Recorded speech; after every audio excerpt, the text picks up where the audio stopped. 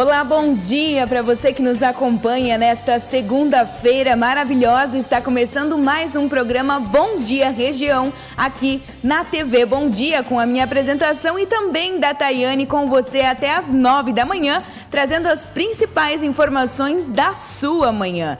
Desde já eu te convido para participar. Dá um curtir na nossa live, comenta, fala de onde você está nos assistindo, o que você está fazendo enquanto você acompanha as notícias do programa Bom Dia Região. Bom dia, Tayane. Bom dia, Hag. Bom dia quem está nos acompanhando. Lembramos para você que nós estamos ao vivo aqui pela TV Bom Dia, então você pode participar ao longo da nossa programação.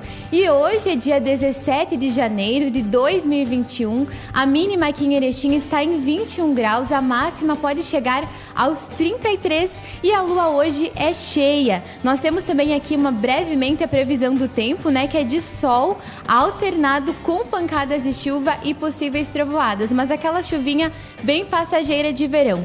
E ainda nós temos uma frase positiva para você iniciar aí a sua segunda-feira. Olha só, ao invés de deixar a vida te levar, leve a vida com mais suavidade e também alegria, pois cada momento é único. Olha só que bacana, então com essa frase maravilhosa nós damos início às principais notícias aqui da região. Muito bem, já tem gente participando com a gente, tá? E olha só, o Marcos Souza tá ligadinho, bom dia e ótima semana a todos nós. Bom dia, Marcos, obrigada pela sua participação.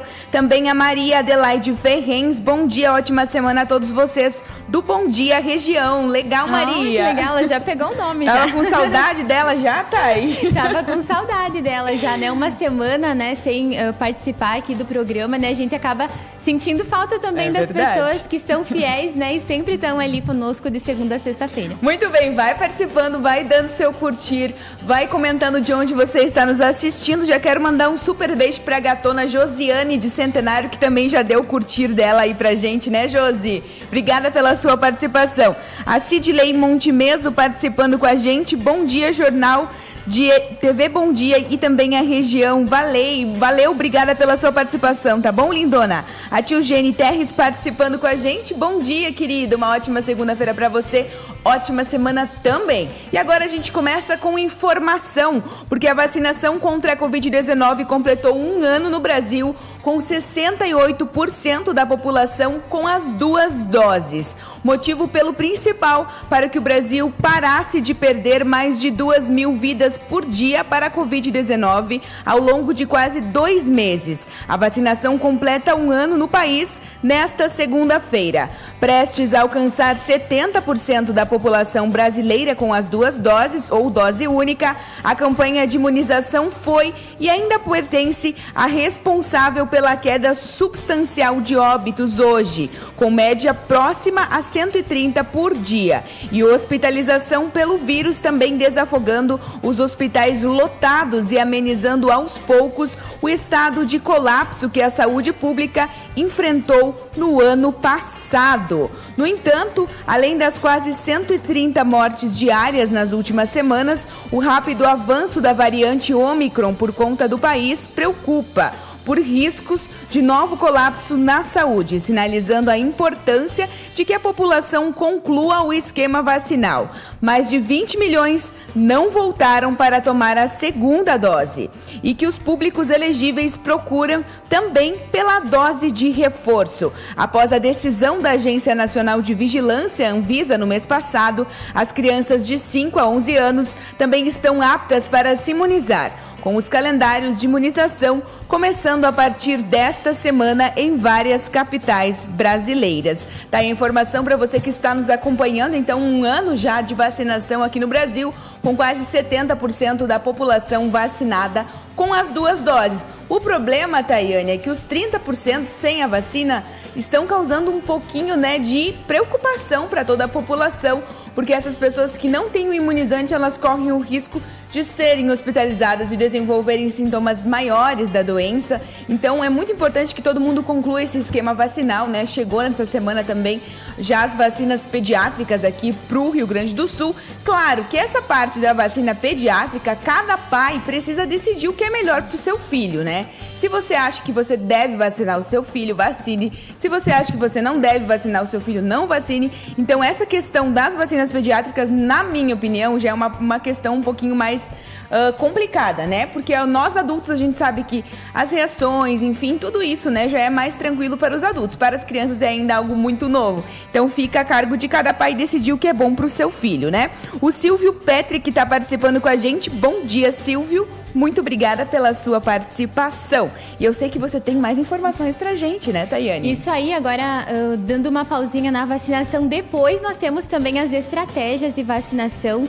Você vai ficar bem informado quanto ao número de hospitalizados aqui em Erechim e também sobre como está a estratégia de vacinação neste momento. Mas agora falando de um outro assunto que também tem gerado assim bastante discussões nos últimos dias, que é o preço da gasolina.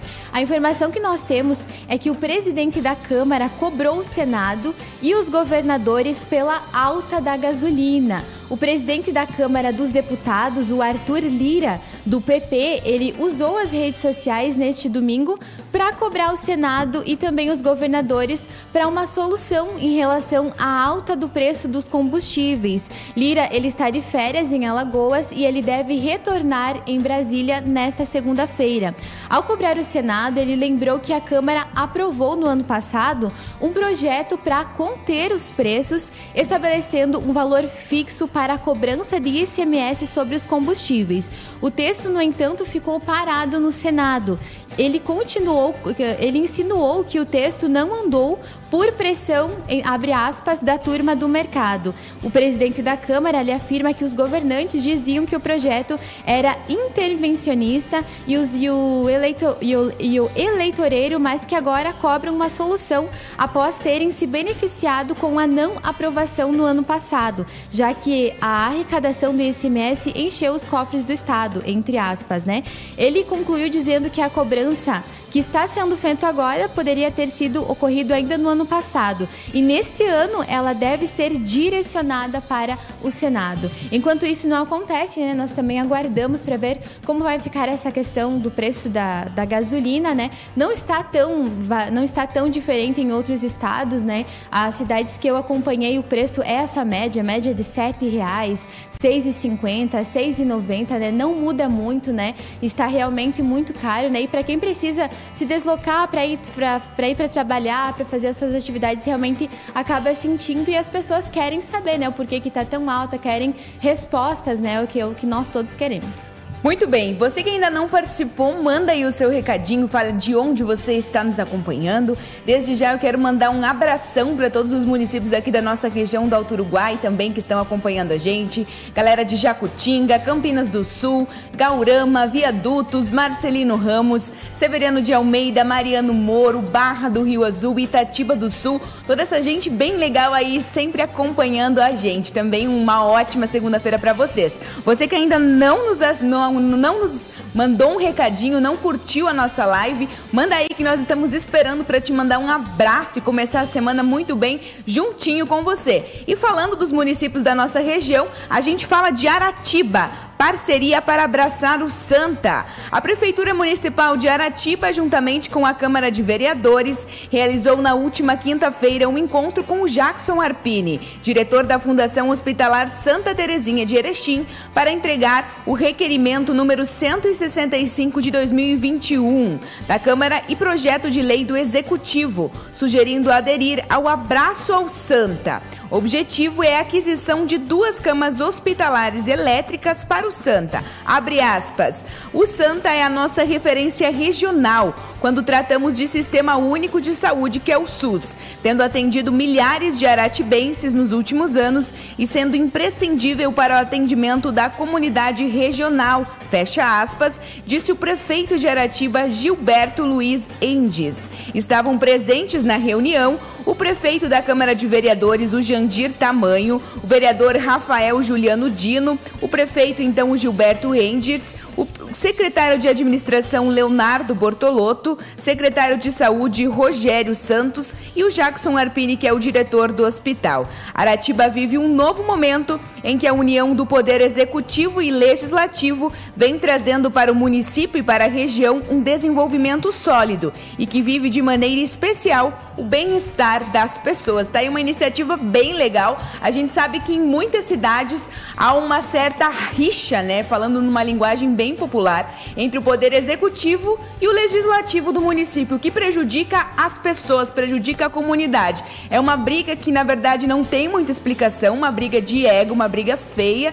Então, a gente acha que um exemplo como esse de Aratiba, né, serve de exemplo a todos os outros municípios, principalmente esses municípios que enfrentam dificuldades por causa desse impasse, né?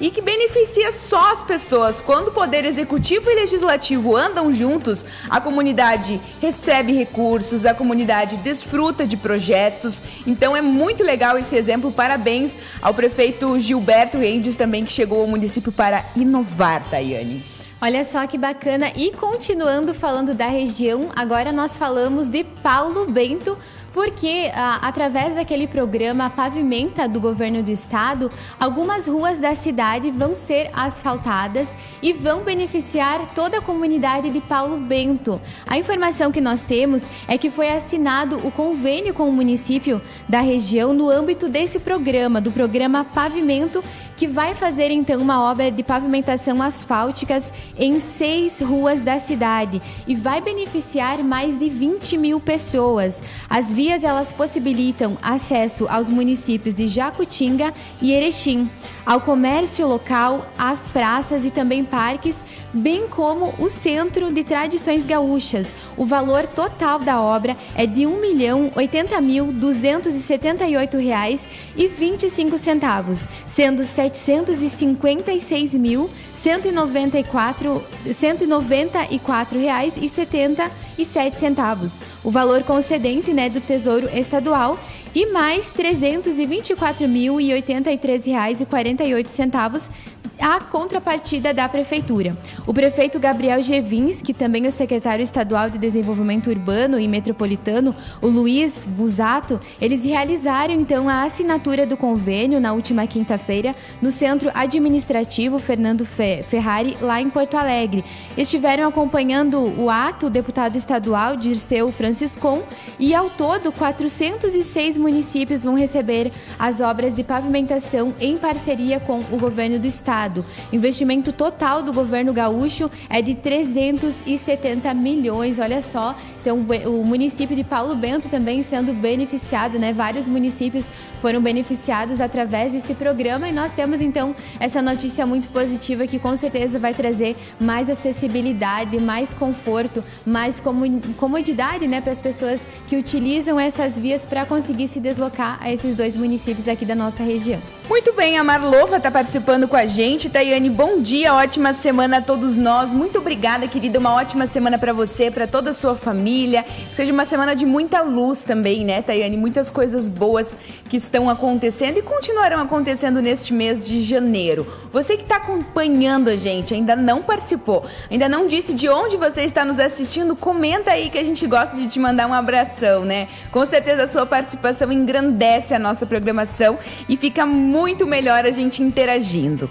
E olha só, tem notícia para você agora de Ipiranga do Sul, porque a estiagem continua trazendo prejuízos para os municípios aqui do Alto Uruguai Gaúcho. Com base no levantamento de dados e estudos realizados pela Secretaria de Agricultura e Emater de Ipiranga do Sul, que avaliou as perdas causadas em função da estiagem, o governo municipal decretou na manhã da última sexta-feira situação de emergência. A medida surgiu em função da ocorrência da estiagem, que iniciou na primeira quinzena de novembro, bem dizer, de 2021 e perdura até o momento, gerando impactos negativos e perdas econômicas no setor setor agropecuário. De acordo com os dados fornecidos pelo escritório da Emater de Ipiranga do Sul, a diminuição das chuvas e as altas na temperatura influenciaram na produtividade das culturas de verão.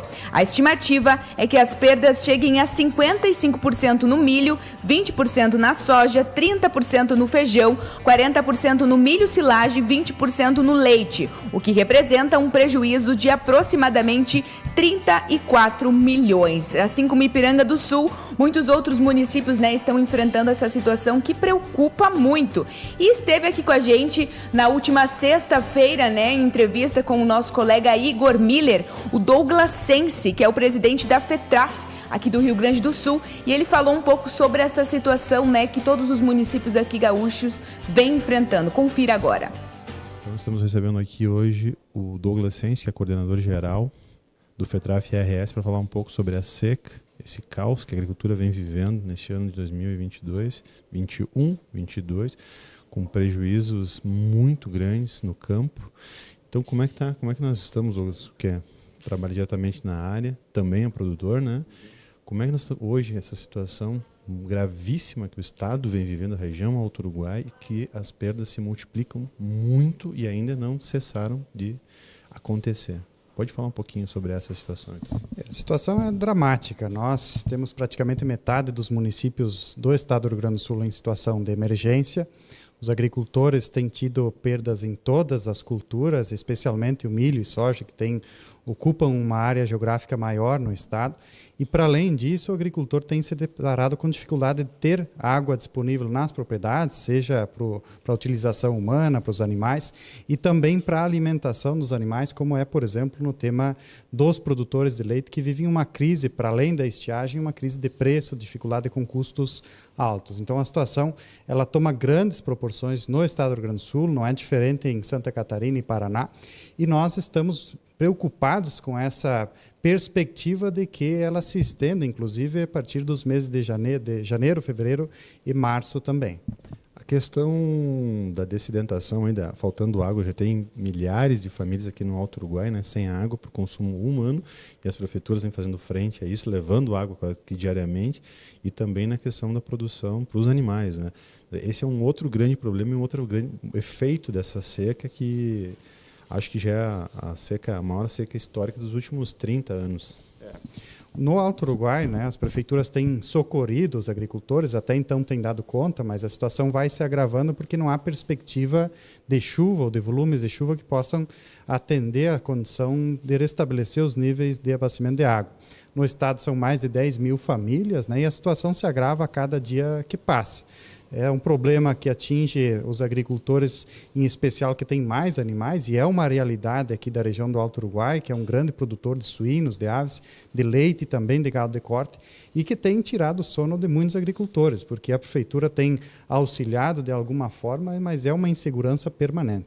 Quer dizer, uma outra perspectiva que é importante a gente falar, quer dizer, o socorro do governo. Os municípios estão fazendo aquilo que podem fazer, mas em termos de governo do Estado e União, está vindo recursos para fazer frente, para auxiliar os municípios a ampliar o atendimento da água, perfuração de poços, enfim, socorrer financeiramente mesmo com os prejuízos que os produtores estão tendo. Como é que está a avaliação em relação a esse assunto?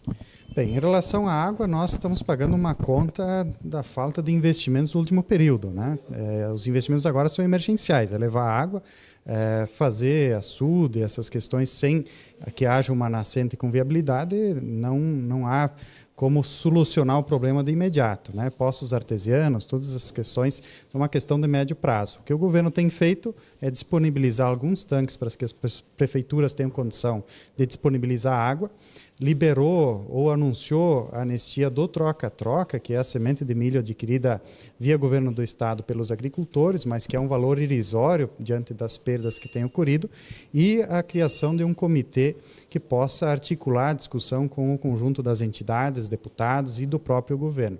A nível nacional, não há nenhum tipo de anúncio até então em relação a qualquer tipo de socorro aos agricultores. A ministra, inclusive, esteve aqui no estado nessa última semana, dialogou com um conjunto de autoridades, mas, infelizmente, não recebeu de forma adequada ou de forma necessária ou não conseguiu dialogar a partir da perspectiva de construir alguma medida mais efetiva. Nós temos demandado recursos para que os agricultores tenham condição de sobreviver nesse período, desde o ponto de vista alimentar, porque muitos não conseguem plantar, inclusive para o alto consumo. Então, estamos demandando para que o governo libere uma bolsa estiagem que possa atender esses agricultores, seja no âmbito estadual com R$3 mil, no federal com R$6 mil. Estamos solicitando também um crédito para capital de giro, porque para além do financiamento, que às vezes tem cobertura do Proagro, o agricultor tem outras dívidas, né? Acaba comprando insumos que faltam no momento de fazer a lavoura e precisam ser pagos agora. Então, renegociar essas dívidas para que o agricultor consiga tocar a vida por esse período que é de 1 ano pela frente. E para além disso, nós demandamos da Conab a liberação de milho para os animais, né, com 40% de subsídio. O valor que a Conab pratica hoje é um valor acima do mercado e, inclusive, distante do agricultor. Nós não temos, por exemplo, na região, a condição de buscar milho da Conab. Precisa se deslocar para outra região para que isso aconteça e o valor que chega até a casa do agricultor é inviável. E, para além dessas questões, a renegociação das dívidas, né? O agricultor não vai ter como pagar o conjunto das dívidas. Então, precisamos dar condição de que ele possa se reorganizar no próximo período para fazer, cumprir com os seus compromissos. Esses são alguns dos principais pontos de pauta desse tema, né? Para finalizar, precisaria de uma ação mais efetiva e mais enérgica, mais rápida por parte aí do Poder Público Estadual e Federal, porque a situação é muito grave. De fato, nós entendemos que assim, o governo não precisa sair anunciando questões, mas precisa estar aberto ao diálogo, à construção de propostas. Os agricultores, no próximo dia 20, têm uma leva significativa de dívidas que vencem já. Então, a gente sabe que uma dívida paga, daqui a pouco, ela não vai mais ser renegociada. E o agricultor não gosta de ficar devendo para o banco, às vezes o banco pressiona, ele acaba vendendo patrimônio, se desfazendo de animais, buscando alguma forma de pagar esse recurso. Outros não vão ter essa condição. E aí vira uma bola de neve, porque não são só essa leva de financiamento que vem agora, tem custeio de trigo, muitos terão custeio pecuário, investimento, são financiamentos do dia a dia que o agricultor busca recurso para investir e que não vai ter condição. O governo precisa agir rápido, estabelecer um processo de diálogo e garantir medidas efetivas que permitam que o agricultor consiga ficar no campo para continuar produzindo. Tá certo. Tu gostaria de ressaltar alguma coisa dentro disso, Douglas? Não, apenas agradecer a oportunidade, né, dizer de que a gente está imbuído na luta para buscar essas condições para o conjunto dos agricultores.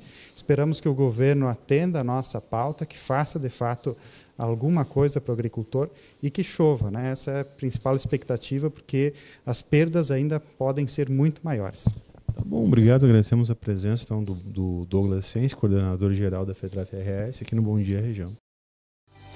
Muito bem, tá aí as informações para você que está nos acompanhando. Só corrigindo uma informação que eu falei antes do vídeo, eu disse que o Douglas era o presidente, mas ele é o coordenador estadual da FETRAF, um profissional muito capacitado, né? Que sempre traz aqui para nossa região do Alto Uruguai as principais informações de todas essas questões e agora principalmente, né? Toda essa questão que os agricultores vêm enfrentando com relação à estiagem, Tayane. É realmente uma situação bem complicada, né? Que os municípios estão decretando situação de emergência e agora é o momento em que as prefeituras se reúnem para tratar estratégias em relação a isso. Conforme nós vamos tendo as informações, nós vamos passando aqui no programa para você. Com certeza, só quero mandar, antes de você falar, um beijo para quem está assistindo a gente, a Eloane. Bom dia, Eloane, uma boa semana para você, tá bom? Obrigada pela sua participação. A Josiane mandou um recadinho aqui pra gente. Bom dia, lindas, ótima semana para você também, tá bom, Josi? Obrigada por participar com a gente. Também o Laurindo da Rosa. Olha só que bacana, um abraço pra Josi, né, que sempre está nos acompanhando. Pro Laurindo também um abraço muito especial. Vocês fazem parte dessa programação, desse programa e ajudam a construir aqui as notícias juntamente conosco, né? E falando agora sobre Ponte Preta, nós falamos também sobre a pavimentação asfáltica do município também, porque o prefeito lá de Ponte Preta, o Josiel Griselli, ele esteve em Porto Alegre também para assinar o convênio com o estado do programa Pavimenta RS.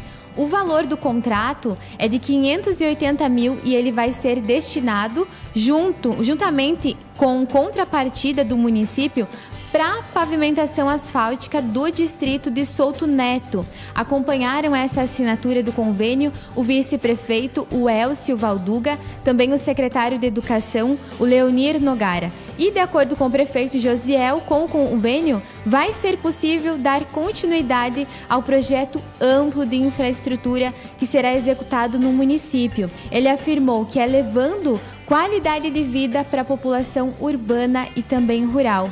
E a emissão online de autorizações especiais de trânsito já está disponível aqui no Rio Grande do Sul, né? Essa já é outra informação. Isso aí. O novo sistema de solicitação de autorização especial de trânsito do Departamento Autônomo de Estradas e Rodagem já entrou em vigor ontem, então, e o requerimento ele passa agora a ser online por meio do endereço do DAER.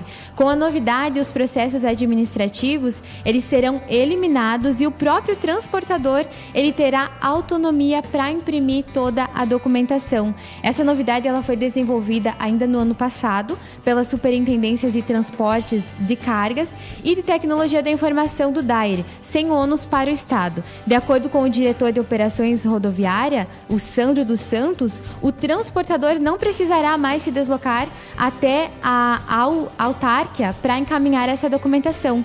A superintendência da CTC, a superintendente, da CTC, Diná Fernandes, uma das idealizadoras do sistema, ela alerta que os processos físicos eles não serão mais executados. Ela disse o seguinte: apenas daremos continuidade aos que já estão em andamento.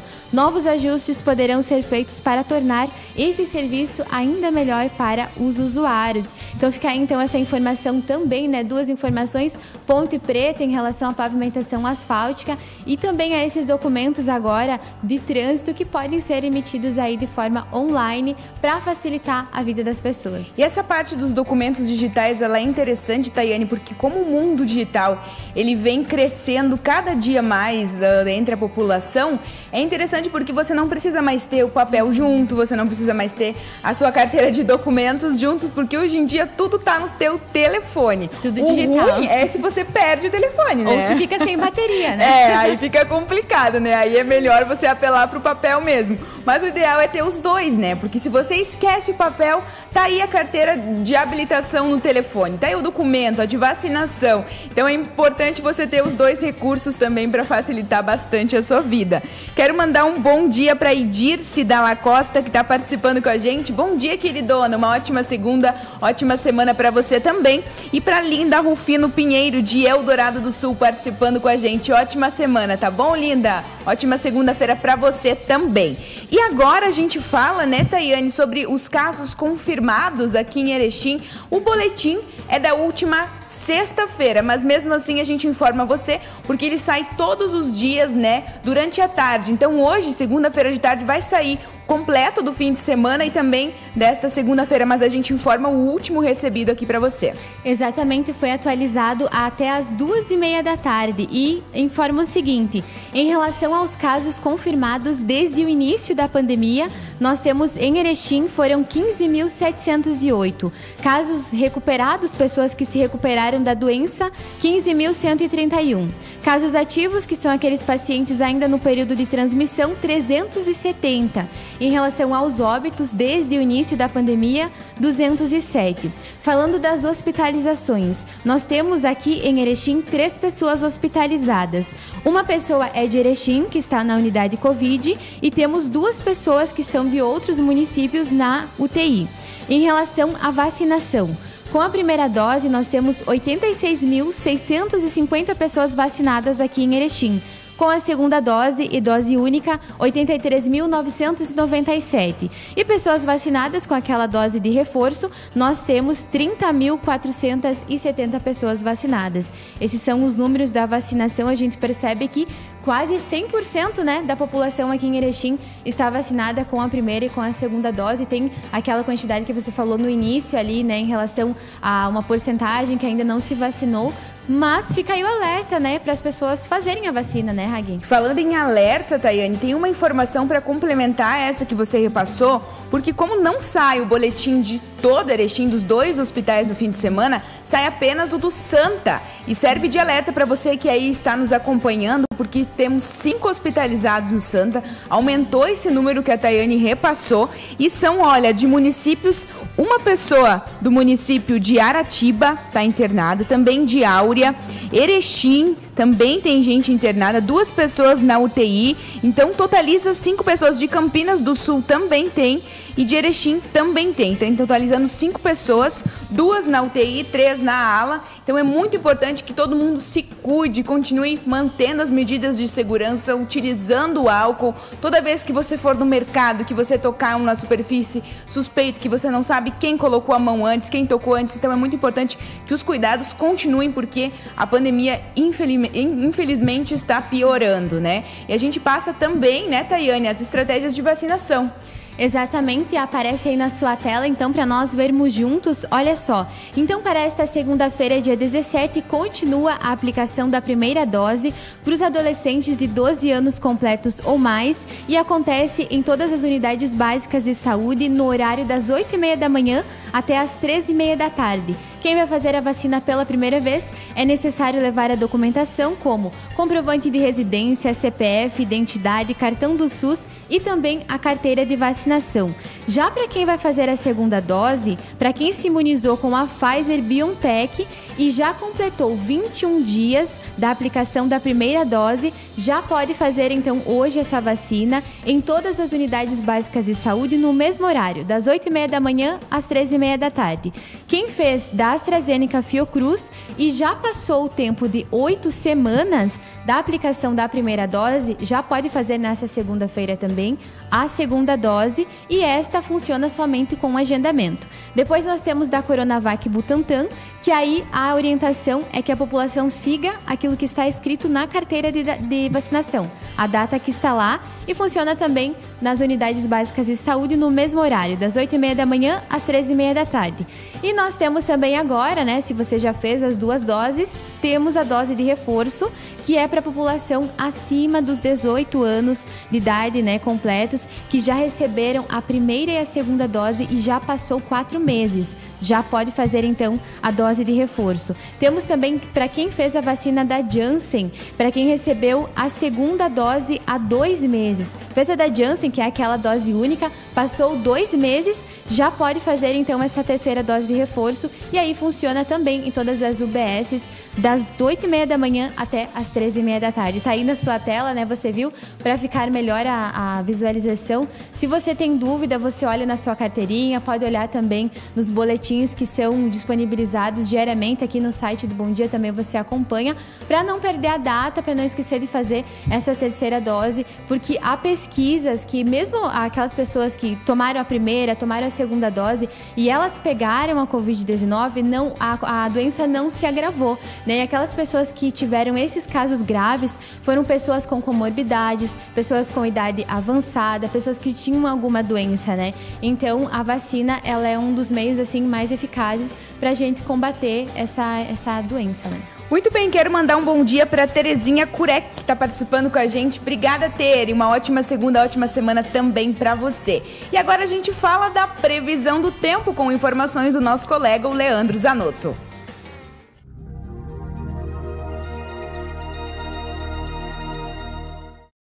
Olá para você que acompanha a previsão do tempo aqui pela TV Bom Dia. A semana deve começar com pancadas de chuva na maior parte do Alto Uruguai Gaúcho, mas segundo os meteorologistas, essa chuva deve ser esparsa, é a famosa chuva de verão, que acontece ao longo do dia e que vem acontecendo desde a última sexta-feira, com pancadas rápidas, principalmente nas cidades mais próximas aqui de Erechim e também nas cidades mais ao longo da costa do Rio Uruguai, na região aqui do Alto Uruguai Gaúcho. Como nós estamos vendo no nosso mapa, uma frente fria que está vindo do oceano deve amenizar um pouco as temperaturas ao longo dessa semana. Mas a segunda-feira ainda terá temperaturas altas, pelo menos aqui na região do Alto Uruguai e também na maior parte do Rio Grande do Sul.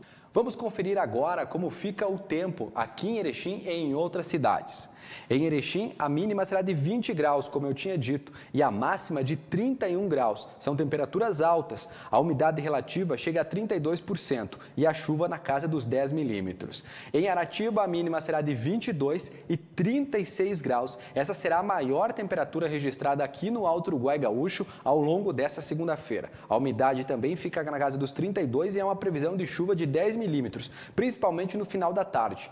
Em Gaurama, a mínima será de 22 e a máxima de 33 e a umidade relativa na casa dos 32%. Há também uma previsão de 10 milímetros de chuva, que deve acontecer também, assim como em Aratiba, no fim da tarde. A gente lembra para você que mais informações sobre a previsão do tempo você pode acompanhar no site jornalbomdia.com.br, na edição impressa do Jornal Bom Dia, que está todos os dias nas bancas aqui de Erechim e do Alto Uruguai, e também ao longo da nossa programação da TV Bom Dia. Uma boa semana para você. Tá, então a previsão do tempo para você iniciar aí a sua semana bem informado, não esquecer de sair de casa com aquela sombrinha, né? Porque como está muito quente, pode ser que aconteça então algumas pancadas de chuva aí mal distribuídas. Falando agora sobre, antes eu falava da vacinação e a dose da Janssen, ela não é a terceira dose, na verdade, ela é a segunda dose, porque como é uma dose única, né, não tem a terceira dose. Então, a da Janssen, então, dose de reforço, né? Antes eu falei que era a terceira dose, mas na verdade não, né? Na verdade, então, é a dose única, então ela fica como se fosse a segunda dose. Muito bem, tá aí as informações então para você. Gente, eu quero agradecer a todos que nos acompanharam nesta manhã de segunda-feira. Tão bom, né? Tá aí começar a semana juntinho com os nossos espectadores aqui interagindo, respondendo as notícias, também mandando bom dia. É muito bacana ter vocês pertinho com a gente. Com certeza a nossa programação fica muito melhor com a sua participação. E amanhã, a partir das 8h30, a gente tem um horário marcado, porque nós te acompanhamos de segunda a sexta-feira, das 8h30 às 9 da manhã, com informação e também interagindo com você. Com certeza, então agradecemos muito a sua participação, a sua audiência. Nos vemos amanhã, então, aqui na TV Bom Dia. Até lá. Beijo no coração e até amanhã.